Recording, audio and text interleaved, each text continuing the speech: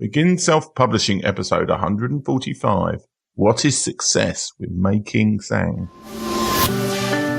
Interested in self-publishing but don't know where to start? Want to get your book onto Amazon? Want to hold your paperback book in your hands? Learn how on the Begin Self-Publishing podcast with your host, Tim Lewis.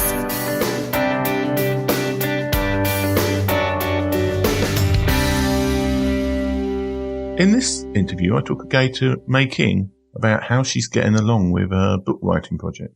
But we also go on a number of interesting tangents in the conversation, one of which is how we actually define success for a book, which is towards the end of the interview. So anyway, now over to the interview. Hello, Mei King. Welcome to the interview. Hello, Tim. How are you? I'm not too bad. So let's get straight into it because it's quite late at night for reasons that you seem to be in an echo chamber the last time I tried to interview you. So now you're not, for a change. So how have you been doing with your great book? How have you been proceeding? Well, sir, give me 5 gold stars because I've written 2 chapters. Woo-hoo-hoo! I aim to write 4. But earlier in the week, I had a bit of a disaster with one of my potential clients. So that was an emergency and that took longer than expected. But I managed to put out the fires. And so that's why I wasn't able to write the other 2 chapters. But at least I have done 9,000 words, which I'm proper excited about. Ooh, that's impressive. So remind me, how many chapters are you envisaging going to be in the whole book? I am aiming to do 15. Yeah. So I've got 13 to go. And I have deliberately booked a couple of hotels here and there to lock myself away. Maya Angelou used to do that when she was writing books. And I thought, well, I would try the same thing. So I'm up in Newcastle next month for a day or 2. Then I've got San Diego, Social Media Marketing World. So I decided to book a few days after the conference and do some writing there. I'm also going to London. I think it's late March. So I'm going to book a couple of hotel stays there and do that. So I'm really, my internal goal is to get it finished for the end of April. It might stretch out a little bit more, but that's what I'm really aiming for. Okay. Because the last time we talked about the 5th of April. So it's now the end of April. Oh, sorry. Okay. All right, then let's rewind that back. My aim is to finish it by the 5th of April. Yeah. That's right, Tim. Well, when we say finishing, this is the first draft. So yes, that may not be as difficult as you think. So that's right. Well, I hope so. And, again, I said this in the previous podcast. This has just been so much fun to be accountable to somebody else. Has just basically forced me to get on with it and given me a deadline to get on with it.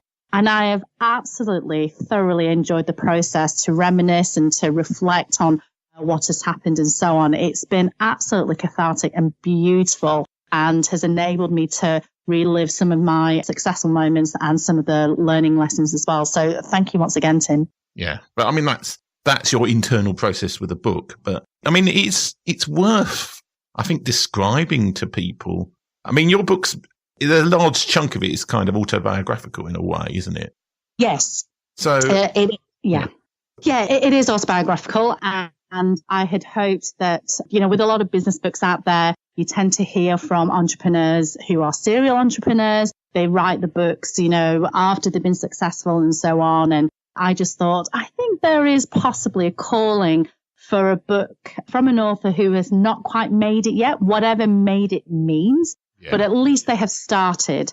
And I had hoped that would encourage other people to start, because when I first went into business and I read a lot of business books, there would just seem to be a plethora of authors who had left school when they were 15, and that's when they started to be an entrepreneur. And I thought, gosh, well, I went through the college, uni life, had an amazing career, enjoyed my IT career, and I'm going to start a business in my mid-30s. Is that at all possible? And I was really encouraged when I did some research that actually there's quite a few successful entrepreneurs out there who did start in their 40s, their 30s, Colonel Sanders in his 80s. And so I just thought that, for those people who have either had a career, want to start something new, have had children and maybe want to start something new, are bored with their jobs and want a career change. It is absolutely possible. You don't need to have left school at 15. And so that's what drove me to write this book. And I really wanted to lay out, the realities of life. I think now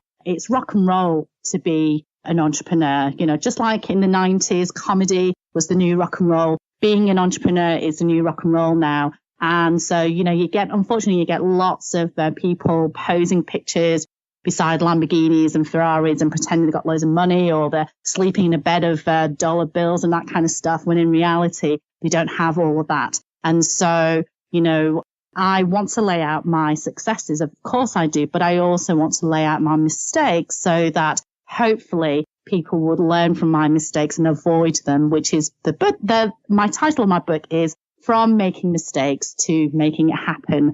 I would rather hope that people would learn something from it. Okay, so this interview is going to take a different tone to what I was originally thinking, but then I'm thinking, why not? What do you feel that in the process of what you've written so far and thinking about your book, have you learned anything about yourself in terms of when you were thinking back on your business experiences for the book? Has that made you rethink or realize anything about yourself that you didn't necessarily realize before you started this book creation process? The biggest lesson that I've learned is the power of the mindset. I always thought I was never good enough. Yeah. I had all these people who would offer their help to me, from ex-rugby players, successful serial entrepreneurs, and they somehow came into my life and they would say to me, May King, give us a ring if you need my help. And I never wanted to call them because I didn't want to bother them. Why are they going to want to bother with someone like me, who's just starting out in her business life? You've got, a business, it's global. Why you want to help me? And so I never wanted to bother anybody. So for several years, one chap in particular, I actually wrote my Oscar speech at the start of the book where I've dedicated it to many people in my life. And one of them is an ex-professional rugby player in Australia.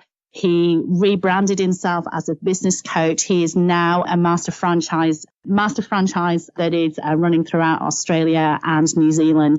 And through my turbulent times and my times of success, he has always been there for me, always sends a motivation message now and again saying, I'm here if you need me. And I would say thank you, but I would never ask for his help.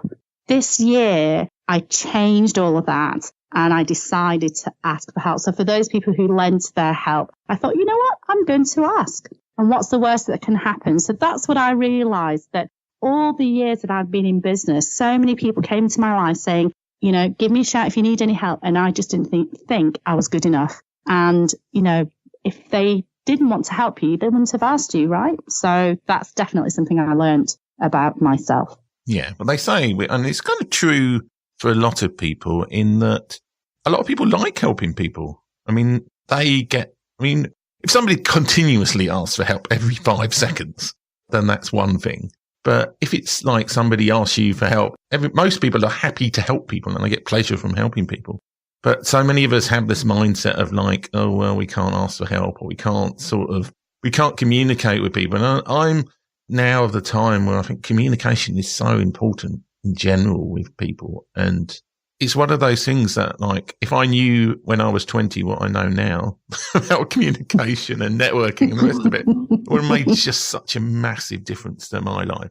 Do you know that? And you're absolutely right there, Tim. I got addicted to helping people. I created a Facebook group before it was a thing 7 years ago. And I got addicted to helping people because the first few networking events I went to in Australia, it was hilarious because I would say, hi, my name is May King, as in making tea, ha, ha, ha. And then I'd say, how can I help? How's your business? What's happening? What's going on? And you could see their fake it till you make it face on, and they're pretending that they were doing really well, this, that, and the other. And in my head, I was thinking, I'm sure I can help them in some way or other. But they didn't want to help because they said, no, everything's fine, it's going great, rah, rah, rah. And then when I went to a lot of networking events, they said a lot of business owners I met said they use Facebook for business. Well, I've always been a Twitter girl. That's where I started. And I had a personal account on Facebook, but I proper didn't understand it. You know, why were people putting pictures of their dinner when they were going to meet their mates at the weekend? I just didn't understand it. So when a lot of business owners said they use Facebook, I thought, well, I better learn about this Facebook lark. Went on a course, learned about Facebook groups. And I thought, you know what? Because I have to prove myself, because I'm not an Aussie, I need to really work really hard to gain the trust of people. I will create a Facebook group. And when I created a Facebook group and said, you know, that we're here to help each other, help build and support each other, it was just so powerful. People let their hair down and they asked for help, which was just absolutely phenomenal. And I got addicted to helping people to the point where QBG, Queensland Business Group, was the first place I would go to. I'd spend a good 3-4 hours answering every call, every comment, networking, putting people together, this, that, and the other, before helping my own business. And because it was a voluntary role, of course, that meant that, you know, I wasn't paying the bills. I was too busy helping people. And, you know, it gave me a massive buzz when people said, thank you. And that's all I needed. I didn't even ask for money. Didn't even, you know, put any calls to action. Didn't even promote my business. Plenty of people within the space of a month. I think there were over 150 members and, you know, they were all promoting each other and this, that, and the other. And I didn't even promote my own business. So got addicted to it. And of course, that was my downfall. And now, you know, when I came back to the UK, I thought, well, you know what? I'm going to have to help myself before I help other people. And that's what I did differently. So that was another lesson that I learned too. So yeah, you're right. I was quite happy to give so much help to other people. But then when people said to me, give us a shout if you need any help making, I couldn't pick up the phone. I just didn't think I deserved it. It was ridiculous. Yeah. Anyway, let's get back to the more mundane stuff. I suddenly remembered, are you handwriting your book as you threatened to do in the last episode? Wow, just because a couple of times you mentioned that it's going to take quite a while. And I thought about it and I thought, you know what, you're absolutely right, Tim. And you've been right so far with each of our interviews, you know, giving me some great advice on writing a book. So actually, I've ditched the book. I've kept it with me with my handbag just in case I might need to write an idea or two. But I've gone back to the computer and started tapping away, which has obviously allowed my book to progress more quickly than it did before. Yeah. I mean, this is the thing. It's not that it's a bad way to do it. It's certainly a great way to have ideas. And there is something about physically writing things that makes a difference. But I think that's more to do with ideas and goals and things like that, where it's more bullet pointy. I'm not sure that longhand writing a book is necessarily, I mean, you could do it when you've done a few other books to see like how much longer it's going to take you. But I think, yeah, for a first book, I think, yeah, you want to be typing really if you possibly can. So, yeah. One thing that I have kind of failed a little bit on, I'm afraid, Tim, is the temptation to go back and make changes. I've kind of been doing that, which is, I know, a little bit naughty. And I also haven't really prioritized in the fact that I just had lots of ideas of how I wanted the book to look like. So the cosmetic stuff. So I've been spending a lot of time on the prettiness, the layout of the book as opposed to the contents. And it's been a whole lot of fun doing it, but I do need to go back to the writing. But I am, like I said, I had aimed to do 4 chapters, managed to do 2, and I'm very pleased with that. And they're both quite lengthy. You know, it's 9,000 words I've written. So, and it's not just 9,000 words of the word tea either. So, I'm very proud of that. To be honest, I wouldn't bother with layout at all at this stage, simply because it's almost certainly going to change.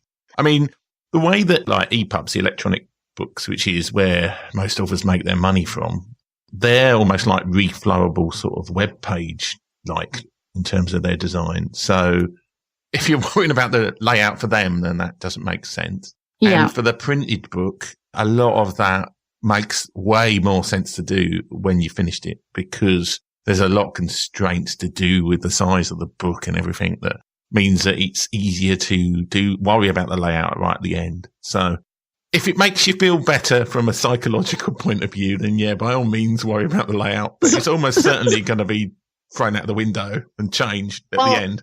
Yeah, I mean, there were a few times where I had a writer's block, you know, naturally you get that. So I figured, well, I want to do something. So, you know, I just want to force myself to do something. So rather than step away, have a cup of tea and come back, I just thought, I'll have a bit of a tinker of the design of it, and I've had a bit of fun with it as well. But no, I completely take your point on board, and I will stop doing that, sir. I'll just write, and stop worrying about the layout. So thank you. Yeah. I mean, it's one of those things that it's a procrastination technique in writing, is like worrying about the layout. and I mean, even spelling mistakes and things, obviously you've got to correct them at some point. But if you're just worrying, if you're rereading everything all the time, then, I mean, there's nothing, as to say, if you suddenly have a big idea and you need to go back and change like something fundamentally, then yeah, by all means do that. But yeah, say, don't get dragged back into just like, so you're going over and over and over and over the same things all the time. Yeah. The main thing is to get the crux of the message out and the book finished in its first draft. And then you worry about all of these other things later on. Okie dokie. So what advice would you give to me? I've written 2 chapters now. I've got the end date of 5th of April. How do I, do I need to do anything differently from now until April in, with regards to writing? I know I'm not going to worry about structure. I've just got to get a first draft out there. Is there anything that you would do differently now? No, not especially. The main thing is just to get it done. Yeah. There's various ancillary things you could worry about. I mean, I think a cover, you don't really need to worry about getting a cover done until you've finished the first draft. Okay. Now, in terms of editing and hiring an editor, you might want to start to look at trying to find one and then having them available sometime in April to work on it for you. Okay.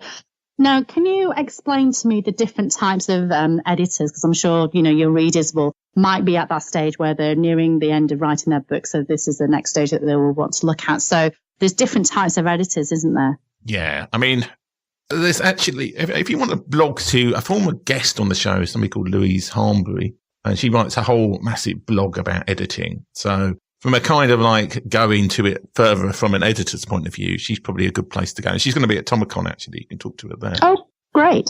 But like, this is my kind of rough and ready assessment of the different kinds of editing. I mean, it's not just about people correcting typos. That is traditionally what would be called the proofreading role, involved correcting typos and small errors in the work. And also proofreading also involved the layout of the book. So when they say proof, it's actually those metal plates they used to have on the old print machines. So they've been moving the things around. And that was like you were checking those proofs were actually right, so that you didn't have just like one word at the top of a book. So that's kind of like what a lot of people think editing is. Right. And certainly a lot of the editing I've had done on my books is kind of that level. Then beyond that, there's kind of what's called copy editing now, or content editing. There's all sorts of different terms depending on what country in the world you're in. So, but that's kind of like where somebody reads through the sentences and makes sure that the grammar is correct and that it can be like if you keep repeating the same word over and over, it can be like unsettling. There's that kind of level of editing as well. Then further up, kind of, you're getting almost towards book coaching kind of people. So, for example, if you pay what's called a developmental editor, and there can be like structural edit and things like that, there can be people who actually go through and look at the content of your book and sort of say, you don't want to have that section here, or you want to move this around here. Those are typically people who know the kind of format of book that your book is about. So somebody who's who's edited autobiographies, read a lot of autobiographies or tea books and business books, they could come in and they can make suggestions about like, well, you don't want this section. This section's too long, or I don't understand it. Traditionally, this kind of book has this section in it here, that kind of thing. So that's a much more high level kind of editing. Right. I mean, I've had arguments with people, but you could almost say that there's almost a level of editing that goes beyond that, which is almost into ghostwriting, where you've got your book and the editor will rewrite large chunks of it. And the thing is that editors are human beings like everybody else. And it may be the case that there are editors who will destroy your manuscript and want to write it their way, just because there are humans who are very sort of bossy and controlling. And for some authors, those may be exactly the editors they need because they're just not very good at writing. Yes. But on the other hand, I think most of us are looking for somebody who we have some sort of click with in terms of friendships, and they can communicate to you in a way that makes you make the changes that are needed, but not upset you in that stage. So, I have actually had the offer from 2-3 friends, 2 from the business community, and then a dear old friend of mine, and they offered to read it.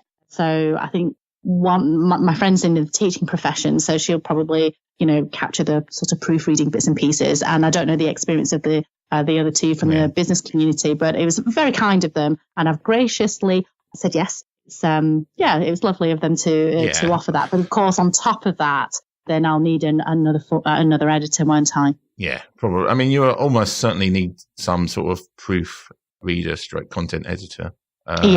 Now, one thing, I mean, what is the term that's used to describe these people who are going to read your book is basically either a street team or a kind of beta tester kind of, what is the term in self-publishing circles? Something like, something along those lines, where you send out your book to people and then they come back with comments because they understand the subject matter. But I mean, it's an argument I've had with editors about like how much experience. I think like properly trained editors are going to be better. Yeah. Because they will know more. And especially if somebody edited loads of books in your genre, then that's probably the sort of person you would be looking for, ideally. Yes. Now, obviously, money is always an issue here. So, but that's why. But I have been told, like by people like Louise Harbury, that you do need to make sure that you have enough time period ahead, so that if you finish your book and then you want somebody to edit the book in the next week, you're not going to be able to get the same quality of editor as somebody who, like, you ask 2 months ahead. So that's something to look at. And I think it's like the Society for Editors and Proofreaders is probably best place to start, and or recommendations from people. If you've got particularly favourite books, some of them will say who the editor is, and you can probably like email the author or publisher and find out who the editor is. Because there's a lot of actual traditionally published authors who use services like readsy.com, and they're available for hire on a freelance basis. So there's no reason why the editor you get in your book couldn't be as good or better than a traditionally published one. Lovely. And you'll be sharing the links in the transcript, presumably, the association that you mentioned earlier and so on. Great. Yeah, I mean, I've got a couple of old shows about editing. Right. And they mention these quite a few times, but they'll be in this show as well. Fabulous. Fabulous.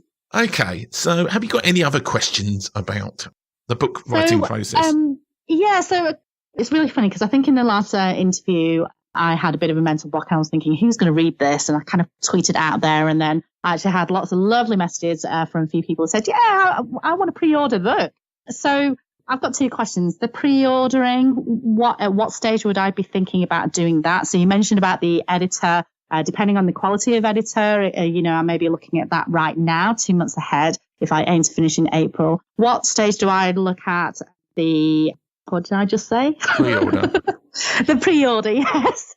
Well, sorry, listeners. So I've had a pretty hard week this week. I've had 6 hours sleep in 5 days, so I'm really ready for my bed now. And the second question is, one lovely, lovely follower of mine actually said, "You've got such." She's American. You've got such a rich voice, kind of like the female Stephen Fry. Very, very nice of her. Are you going to be recording your book in audio? And I thought, gosh, I hadn't even thought that far yet. So yes, that would be my second question. Okay. Well, you didn't listen to my last show with Ben, did you?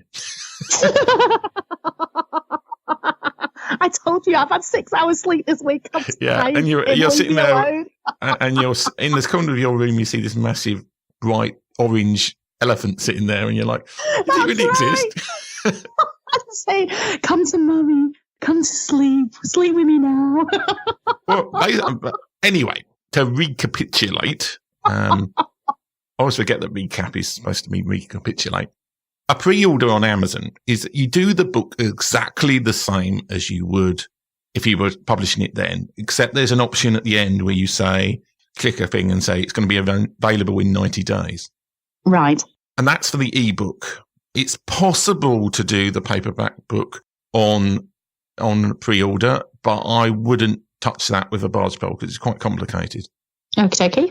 Because you can do, well, I'm saying that they have merged together KDP print and KDP like ebooks. But as far as I'm aware, you can't do pre-order on KDP print. You can for the ebook. Now, the reason I tried to talk Ben out of the idea of putting his book on pre-order. So Ben was your another guest who's at a later stage of his writing. Now, even though I put my own book on pre-order, I put it on pre-order to force myself to finish the book. Right. So it was kind of like a way to force me to get the book done. Yeah. Now, the problem with pre-order on Amazon, as opposed to some of the other platforms, there is reason if you were going to be concentrating on Apple iBooks, pre-orders might make more sense. Because on Apple iBooks, all your sales on pre-order thing all count towards the chart placing on Apple when the book's actually released. So if you've got a long pre-order period, you could have hundreds of sales and then your book could jump into the charts instantly. Now for Amazon, that isn't the case. Amazon, your book will chart potentially in the pre-order period, but you're not getting that big spike of sales when your book's available that you would do if it's like not available for sale on pre-order. Right. Yeah. Now that's only really true for the ebook. And it may be the case that your book is like my social media networking book, which seems to sell a lot better as a paperback book than it does as an ebook. Yeah. In which case, it doesn't really matter if it's available on pre-order. Okay. Now, to answer your question regarding audiobooks, yes. Bearing in mind that I've got a long-standing project to create an audiobook for my self-publishing course, which I still haven't yet done. I've got on my list of things to do. It's possible, and it's a lot more easy than doing a pre-order for a paperback. But it is going to be a lot of work. I know from recording like 100 odd podcasts that it's okay if you're starting and you're just talking like this and you're making but even with that, even getting the transcriptions done for the social media networking, but it's a lot of work going between like one format to another. And it would take you a lot of time to read your book effectively because you'd have to keep going back and correcting it all the time. It's actually quite a skill to be able to read text and then record it. Now you could work with like somebody in a recording studio, or you could do it yourself on your, like with podcasting equipment style stuff. Yeah. But there is a service called ACX, which is Audiobook Community Exchange or something. It's another Amazon service. Right. Where you can self-publish your audiobook. They also got a scheme there for letting you hook up with narrators of the book. Okay. And if your book is done well as an ebook or as a paperback book and like it's charted and it's done reasonably well, there is an option to do royalty share with a narrator.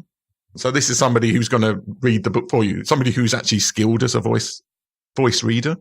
Okay. So that's one option with the audiobooks, or you do all the recording yourself. Yeah. Which will take a long time. There are plenty of people who have done their own. I think Mark Schaefer does his own audiobook recordings, for example. But a lot of people don't bother because it's a big time commitment to do an audiobook version of your book. Mm-hmm. So yeah, you can do it and it's not that difficult, but I would suggest your best bet is to worry about the paperback and ebook version first. Okay. See if it's successful and then maybe think of doing the audiobook version. And I certainly can, I know a lot about recording audio. By that time, hopefully I will have done my own audiobooks. It's me getting over the fear of something new. Yeah, I know everything that needs to be done for audiobook recording. And it is a very lucrative area of self-publishing audiobooks. Right. There are differences, though, in that you can't generally set your prices on audiobooks. And also, the royalty rates are a lot lower. So, for example, on Audible, you get paid 40% royalties rather than the 70% you would get for an ebook. Right. So that's something to consider as well. And also the costs, if you could pay in a narrator, that's going to be quite expensive. So the cost in either time or actual monetary for paying a narrator is going to be a lot of money. But then a lot of self-published authors make a lot of money from audiobooks. So it's certainly something worth considering. You actually prompted another question in me just as you were explaining the the audio process. You said you recommended only considering the audio option following the success of your ebook or published book. So my question to you is, what is success for you? What does that actually mean for you? I have no idea what that means for me. I'd be pleased as punch if one person bought my book. What does success mean to you? Well, I think that's a good level of success to have for a book. Quite honestly. A low marker right there. Well, no, I mean, for a lot of people, that's going to be the case. I mean, it's like with podcasting, actually. There's an awful lot of books out there that sell very, very few copies, if at all, ever. And I've written quite a lot of them. Now, for me, success through a book is that you get something from it, either in terms of opportunities or authority. Ideally, you want to be getting sales as well, like a trickle of sales, if nothing more. Yeah. Uh-huh. So, for a successful book, I would say it's one that, but I have seen it like for my first ever book, which was too cheap and I made free, and it still sells, people pick up the free copy of it. That did well, and it charted in like the UK time travel chart, number 10. Fantastic. In the UK. And that produced a lot of sales for that book, but it was like 99p. Right. And so I didn't make a vast amount of money, but that book actually made a profit. So that the first book I wrote made a profit. Awesome. That whole series. What was the book about, Tim? Was time travel. It was a time travel novella. Oh, right. Nice.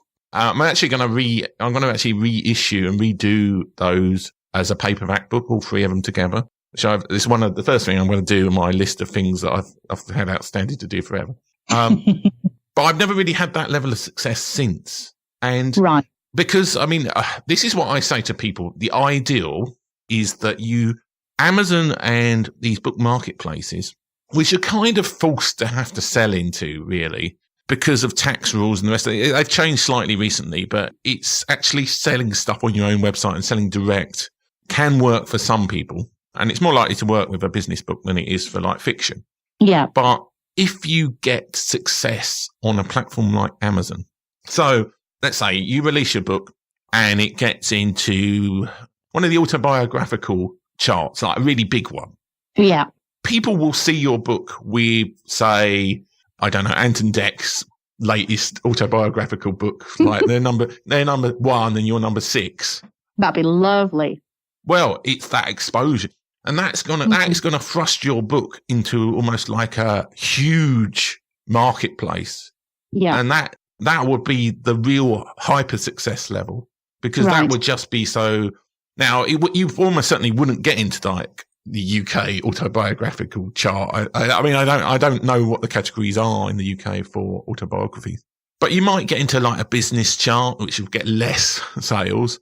But people will sell it because there are people who are looking for books and they look in the chart, or they will see somebody who bought Anton Deck's autobiography also bought your autobiography. And it's like the also bought link. If you can get to the situation where Amazon is selling your book for you because of its previous success, that is what I would classify as like real book success. Great. Now, you're right, as in, like, if one person buys it, and if you change one person's life with your book, you can argue that is success. Yes. But if you was talking about, like, at the extreme of success, and which what I try to push people towards at least having a chance of it. I mean, it's all a betting game, really, at the end of the day. But you do want to have a chance that your book will really take off, and that Amazon or Apple or somewhere else will pick it up and it will, like, explode. Because it's almost like this chain reaction that you can get on these ecosystems of marketplaces where books are sold. Yeah. That is the ideal level of success. It's not a necessity at all. And lots of people, I mean, I think my last book was successful because I've got speaking gigs out of it. I've sold quite a lot of copies, hand sold them in conferences. I'm sure I'll sell more at Social Media Marketing World. And I think it's influenced people, and a lot of people have come back to me and tweeted at me and saying how much they really enjoyed the book and they liked the lessons that I drew from it. So I think the book has been successful, but it's not like charted hugely anywhere. So yeah, it's an interesting question what success is. Yeah, I mean, actually, your book is really timely. we've had this conversation before on LinkedIn and on Facebook, how this week, actually, it was a topic of discussion on Question Time, where unfortunately a young girl took her own life because of the pressures of cyberbullying. And her father had said, Instagram killed my daughter. And it's a horrific, horrific story. And of course, there were calls for the big platforms, social media platforms, to really raise the game to, call these people out, because it's absolutely horrendous. What your book does is talks about the positive aspects of social media, because there are too many headline grabbing titles of the negativity behind social media. And, I'm not taking anything away from the horrible stuff. I've been subject to bullying and trolls. I've been scuppered and all sorts of things. When I'm brave enough to talk about it, I will do in the future. But there are so many positive aspects of social media that we need to champion as well. People found love on social media in your book. People changed laws in your book. Someone talked about their success in your book as well. And so I think that your book has come, as I say, it's really timely. Social media would not have existed. My business would not have existed had it not been for social media. And, you were talking earlier about how, if my book has changed one person's life, then, my job has done. And, there are times where I have self-doubt about my business. Why am I doing this? Rah, rah, rah. And then I get a message in my inbox saying, you are an inspiration. You've changed my outlook, and they, express their gratitude. And that is just fabulous. So in the conversation we've just had, I now know what my definition of success is, which is closure.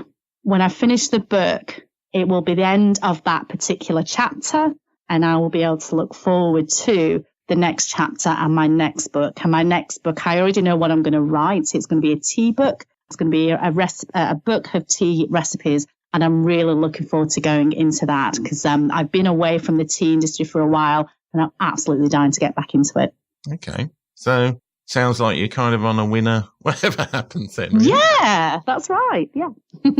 Anyway, I think we're done for this occasion. So I'm not entirely sure when I'll get you on the show next, probably sometime towards the end of mid or end of February. So good luck, and we will talk again then. Thank you so much for having me, Tim. It's been fun as usual, and I will see you at Atomicon and Social Media Marketing World in San Diego. Yes, indeed. Well, thanks a lot for being on the show. Hey. Thank you. See you now. Bye. Thanks for listening. If you enjoyed today's show, please stop by iTunes and rate and leave a review. This helps make the show more visible. For free resources, show notes, and other helpful content, join the community at beginselfpublishing.com.